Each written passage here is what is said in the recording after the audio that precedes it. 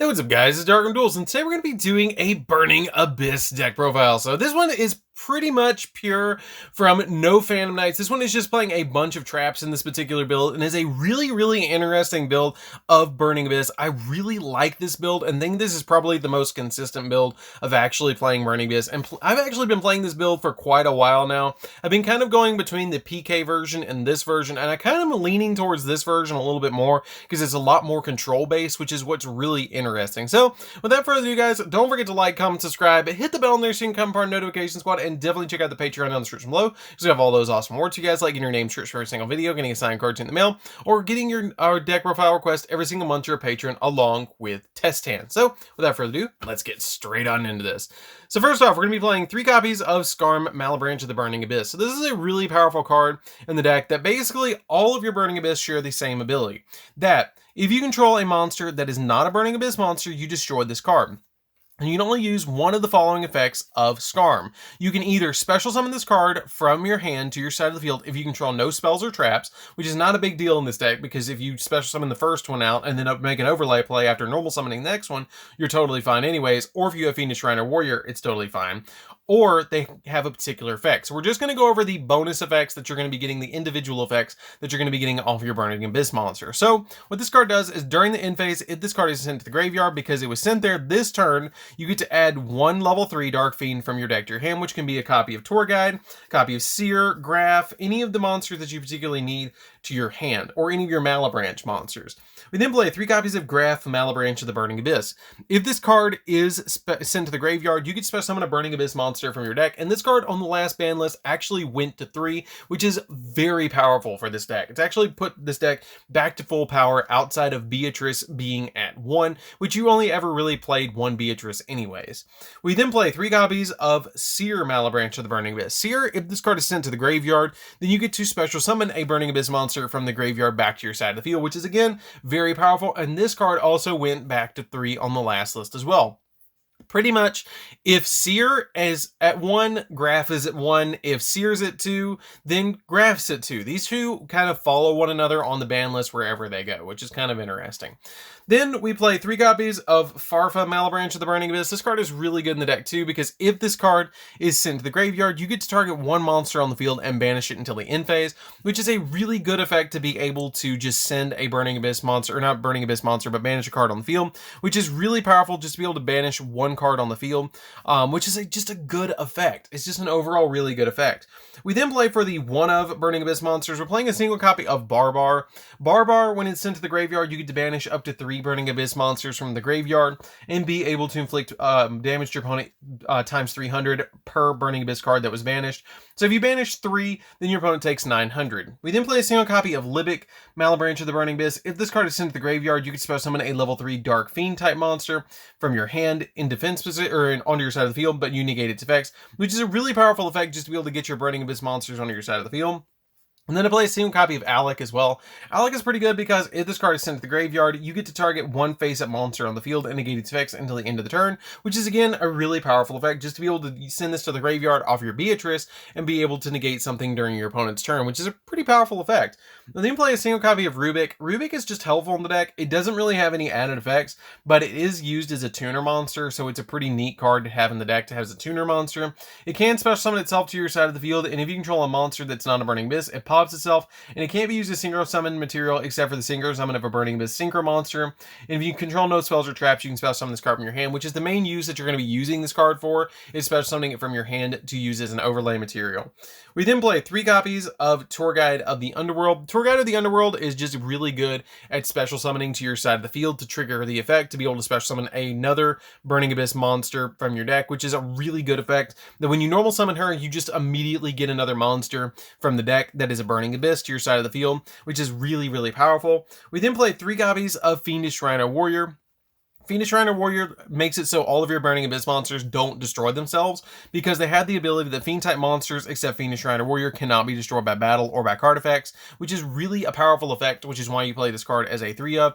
And if this card is sent to the graveyard, you can send a Fiend monster from your deck to the graveyard as well, except another copy of itself, which is a really powerful effect, so it basically gets all their effects to go off. And then we play a single copy of Absolute King Backjack. So Backjack is a really neat card in the deck that has the ability that if you guys have never heard of this card outside of this deck, I wouldn't be surprised, because this is the only deck that I know of that actually would play this card, because it's really good at the amount of traps that you play in this deck. So what this card does is during your opponent's turn, you can banish this card from your graveyard, and this is a quick effect. You can excavate the top card of your deck, and if it's a normal trap, you can set it to your side of the field. Otherwise, send it to the graveyard. And that set card can be activated this turn. If this card is sent to the graveyard, you can look at the top 3 cards of your deck and then place them on top of the deck in any order. You only use each effect of this card once per turn. So it's a really good effect to be able to just banish from the graveyard, and then quick effect, be able to excavate the top card of your deck, and then be able to set it on your side of the field. And if you mill it off the copy of Dante, then you get to basically set up one of the 3 cards that you're looking at as the trap you're going to set to be able to activate against your opponent next turn. So it's a really good effect and a mill on your deck to be able to just set up for Dante. So that's it for the monsters, guys. Let's get into the spells, or spell, because we only play 1. So for the spells, we're going to be playing a single copy of Foolish Burial. Foolish Burial is a really powerful card in this deck because it's basically a wild card that says, hey, you can activate essentially any of your Burning Abyss monsters effects at any time, which is really cool. Usually I'll send a copy of Graph off of this to be able to special summon Seer, and then loop the Graph and the Seer back and forth with one another to be able to eventually get to a Dante and then be able to go off with other plays. So this card's a really powerful card. We then play for the traps. That's it for the spells. So for the traps, we're going to be playing a lot of traps, as you can see. So for the traps, we're going to open up with 3 trap tricks. So we're playing a lot of normal spells in this deck, which is why you want to play the normal spells anyways, is because of Absolute King Backjack is a really powerful card in this deck to be able to use.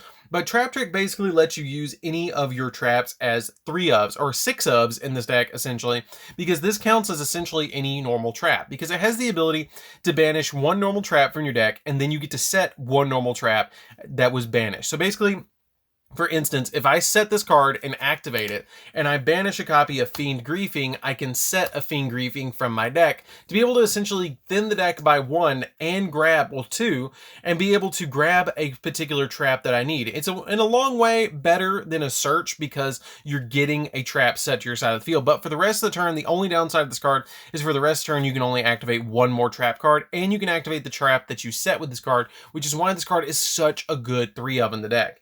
We then play 3 copies of Fiend Griefing. So Fiend Griefing lets you target 1 card in your opponent's graveyard and shuffle it into their deck, and then you get to send a Fiend monster from your deck to the graveyard, which is a really powerful effect against certain decks, because certain decks really want to have 1 particular card in the graveyard, and this will shuffle it back into their deck, so they have to use more resources to put it into the graveyard again. And it also lets you send 1 of your Fiend monsters from your deck to the graveyard, which essentially turns some of your Fiend monsters, like Alec, that negates monster effects on the field, to be able to make them quick effects because you're going to send it to the graveyard with your copy of Fiend Griefing. We then play 3 copies of Ice Dragon's Prison. So Ice Dragon's Prison lets you target 1 monster in your opponent's graveyard, special summon it to your field, but its effects are negated. Then you can banish 1 monster from both players' fields that has the same type as each other, which is a really, really good effect, because usually in decks, when they're playing an archetype in a deck, which is primarily the way you play in Yu-Gi-Oh nowadays, you can just reborn like a copy of, say, for instance, Harpy Lady to your side of the field, and then banish your opponent's other Harpy Lady because they're the same attribute or same type, which is a really interesting effect. And it doesn't target either. We then play 3 copies of Dinomischus. Dinomischus, you just discard a card from your hand and then be able to target 1 face-up card on the field and banish it, which is a really good effect. And also it helps out in the deck a lot too, because what this card does for the deck is insane, because it also counts as a monster too, because if you banish or if you activate any trap, then you can special summon this card to your side of the field, but then you have to banish it when it leaves the field, which is still pretty good because you're getting a 1200 attack monster that's a level 2 on your side of the field to be able to kind of protect you in certain pinch situations. We then play 3 copies of Lost Wind. I play Lost Wind over Infinite Impermanence because it works better than Impermanence in this deck for Dante. Because if you mill it to the graveyard, you get to target 1 face-up special summon monster on the field and negate its effects, and also its original attack is halved. But here's the really good effect. that if a monster is special summoned from your opponent's extra deck while this card is in your graveyard, then you can set this card but banish it when it leaves the field. So even if you send it to the graveyard off of Dante, you can get it back if your opponent special summons a monster, and then you set it on your side of the field to be able to use the next turn.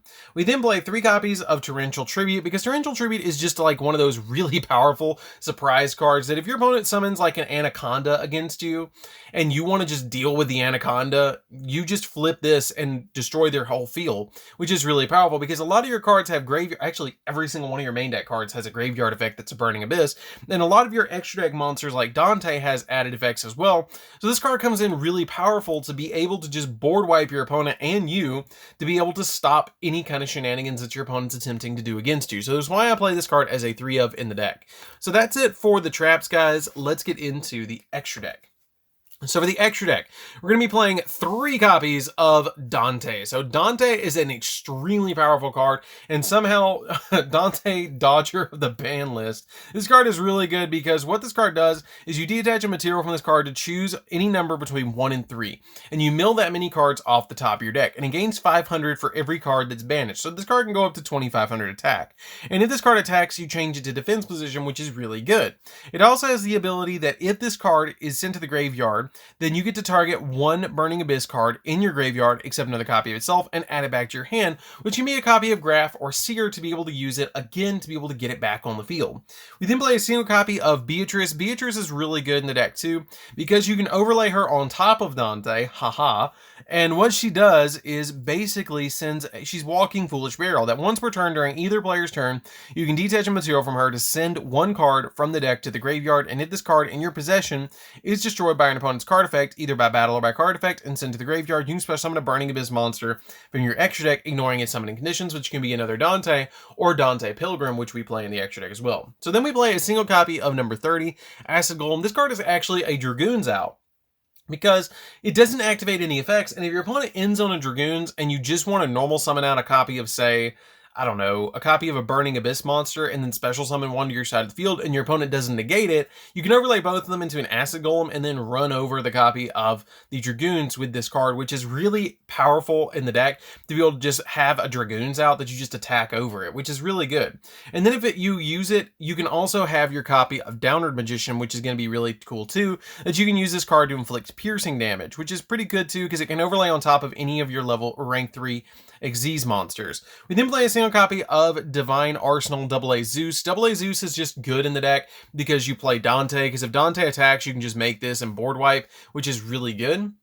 We then play a single copy of Virgil. Virgil is a 1-of to me. You don't have to play Virgil. You can play any other XZ monster you want, but I like Virgil as a 1-of because you can special summon it to your side of the field pretty easily, and you can only control 1 of it, and then once per turn you can discard a card, then target 1 face-up card your opponent controls or in their graveyard and shovel it into the deck, and if this card is destroyed by battle or by card effect and sent to the graveyard, you get to draw a card, which is really a good effect just to be able to get that added effect to be able to get more cards out. We then play a single copy of Dante. Dante is really powerful in the deck too, because Dante has the ability to be able to special summon off your copy of Beatrice, which is why I like this card as a 1-of. We then play for the Link monsters. We're going to round this deck profile out with the Link monsters. We're going to play a single copy of Access Code Talker just to give you additional pops on your side of the field, which is a really good effect to be able to just get this card out on your side of the field as a big boss monster. 1 copy of Unicorn to spin stuff, Nightmare Phoenix to pop spells and traps, IP Masquerena because you can go into Masquerena and then go into your copy of Access Code really easily, or in a Unicorn to shuffle stuff back. 1 copy of Cherubini, because Cherubini is really powerful in this deck to be able to send level 3 monsters from the deck to the graveyard. And then you can link climb into a copy of Nightmare Unicorn if you want to, really easily. And then a single copy of Gravity Controller. A lot of people kind of wonder why you play Gravity Controller in this deck, but you actually use it with Dante because you make Dante in the extra monster zone, and then link Dante away to summon Gravity Controller to then use Dante's effect to add a Burning Abyss from the graveyard back to your hand, which is pretty good to be able to do because because he has the added effect that at the end, if this card is sent to the graveyard, you get to target one Burning Abyss card in your graveyard except another copy of itself and add it back to your hand, which is why you play the Gravity Controller, that if it's sent to the graveyard, you get to add a Burning Abyss back from your graveyard to your hand to get you additional plays once you've got your mills off the Dante. And then this card also has that added effect that at the start of the damage step, if this card battles an opponent's monster in the extra monster zone, you return both of them to the extra deck, so you can use this multiple times. So that's pretty much it for the deck, guys. I hope you did enjoy it. Expect test hands of this soon, I hope. I want to try and do some test hands of this one and PK one, which is going to be really fun. And this is a really cool build. Like, I really like the trap build a lot in this particular format because it's really control-based, which is kind of nice to be able to throw against your opponent and then just be able to activate trap after trap against your opponent, especially for somebody like me that plays so many decks and knows where to hit the deck where it hurts, which is really nice. So anyways, guys, this is DarkArmedDuelist. Don't forget to like, comment, subscribe, hit the bell and there so you can become part of the notification squad, and we'll see you guys in the next video. See you later, guys.